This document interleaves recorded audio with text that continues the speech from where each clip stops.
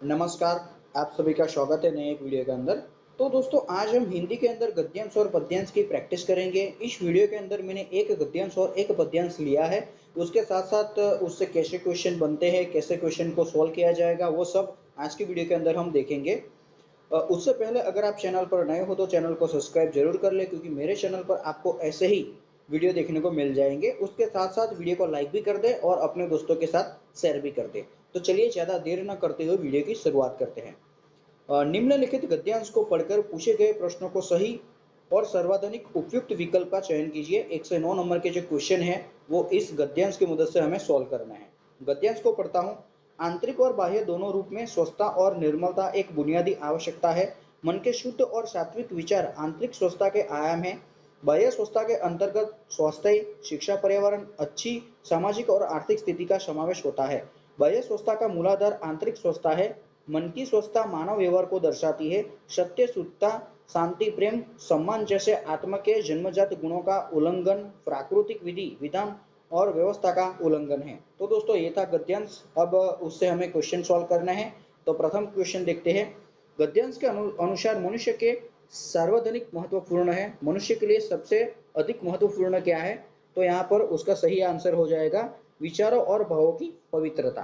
दूसरा देखते हैं। बाह्य स्वच्छता का मूलाधार आंतरिक स्वच्छता है। वाक्य का आशय है भीतरी स्वच्छता पर बाहरी स्वच्छता आधारित है। ठीक है, इसका सही आंसर हो जाएगा। उसके बाद तीसरा देखते हैं। बुनियादी में प्रत्यय है जो ई है लास्ट वाला, वो सही आंसर हो जाएगा। चौथे नंबर पे समूह से भिन्न शब्द क्या है? समूह से भिन्न शब्द है स्वच्छ। यहाँ पर हमें देखने को ऐसा लगेगा कि सम्मान है, लेकिन सीटेट की जो ऑफिशियल आंसर की है उसके अंदर इसका सही जवाब स्वच्छ दिया है, तो हमें सोच ही लगाना है। अब हम 5वें नंबर का देखते हैं। आंतरिक स्वच्छता से संबंधित नहीं है।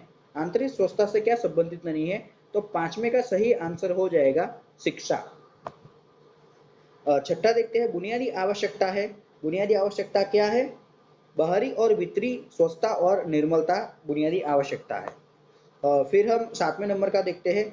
विधान में इक प्रत्यय लगाने पर शब्द बनेगा। क्या शब्द बनेगा? इक लगाएंगे तो हम लास्ट वाला जो है वैधानिक, वैधानिक बन जाएगा। उसके बाद 8वें नंबर का देखते हैं। निम्न में से किसमें विशेषण विषय का संबंध नहीं है? तो यहाँ पर इसका सही आंसर हो जाएगा शिक्षा और पर्यावरण। अभी हम आगे का देखते हैं। 9वें नंबर पर है आंतरिक स्वच्छता का तात्पर्य है। आंतरिक स्वच्छता का किससे तात्पर्य है? मन के बुरे भावों को दूर करना, इसका सही आंसर हो जाएगा। तो दोस्तों हमने 1 से 9 गद्यांश के क्वेश्चन देखे। आपको गद्यांश को अच्छे से पढ़ना है और फिर कैसे क्वेश्चन पूछे गए हैं और क्या उसका सही आंसर है उसको आपको अच्छे से पढ़ के देना है। उसके बाद यहाँ पर हम एक और काव्य पंक्ति दी गई है जिसे पद्यांश हम कहते हैं, तो उससे हम क्वेश्चन को सोल्व करेंगे। तो मैं ये काव्य पंक्ति को पढ़ता हूँ। नीचे दी गई कविता की पंक्तियों को पढ़कर सबसे उचित विकल्प का चयन कीजिए। 10 से 15 नंबर के जो क्वेश्चन है वो आपको इसकी मदद से सॉल्व करना है। हमें मिली आज़ादी वीर शहीदों के बलिदानों से। आज़ादी के लिए हमारी लंबी चढ़ी लड़ाई थी। लाखों लोगों ने प्राणों से कीमत बड़ी चुकाई थी। व्यापारी बनकर आए और छल से हम पर राज किया। हमको आपस में लड़वाने की नीति अपनाई थी। हमने अपना गौरव पाया अपने स्वाभिमान से। हमें मिली आज़ादी वीर शहीदों के बलिदान से।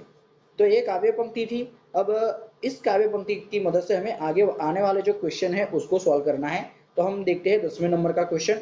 स्वाभिमान का संधि विच्छेदन क्या है? अगर ये तो हम नहीं पंक्तियां पढ़ेंगे तब भी हमको आ जाएगा कि स्व वत्ता अभिमान जो होता है वो स्वाभिमान होता है। उसका जो फर्स्ट आंसर है वो सही हो जाएगा। आगे देखते हैं 11 नंबर का। कविता में किस छल की बात की गई है?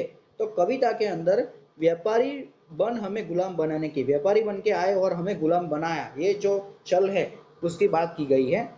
आगे का जो क्वेश्चन है 12 नंबर का। आजादी मिलने का श्रेय किसे दिया जाता है? आजादी मिलने का जो श्रेय है वो किसे दिया जाता है?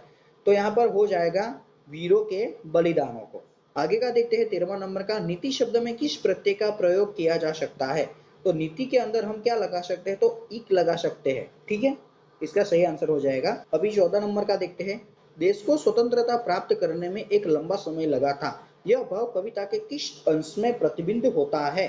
तो यहाँ पर सबसे पहले जो है लंबी चली लड़ाई थी, वो उसका सही आंसर हो जाएगा। उसके साथ साथ 15 और हमारा लास्ट क्वेश्चन है, देश की स्वतंत्रता के लिए अपने जीवन की आहुति दी थी वीर जवानों ने। ठीक है, तो दोस्तों ये थे गद्यांश और पद्यांश और 15 क्वेश्चन। इसमें से आपको काफी सीखने को मिला होगा कि कैसे क्वेश्चन पूछे जाते हैं और कैसे गद्यांश और पद्यांश को सॉल्व करना है। तो दोस्तों ये जानकारी अगर आपको अच्छी लगी हो तो वीडियो को लाइक जरूर कर देना और जाते जाते चैनल को सब्सक्राइब जरूर कर लेना। तो चलिए मिलते हैं एक नए टॉपिक के साथ एक नए वीडियो के अंदर, तब तक के लिए जय हिंद जय भारत।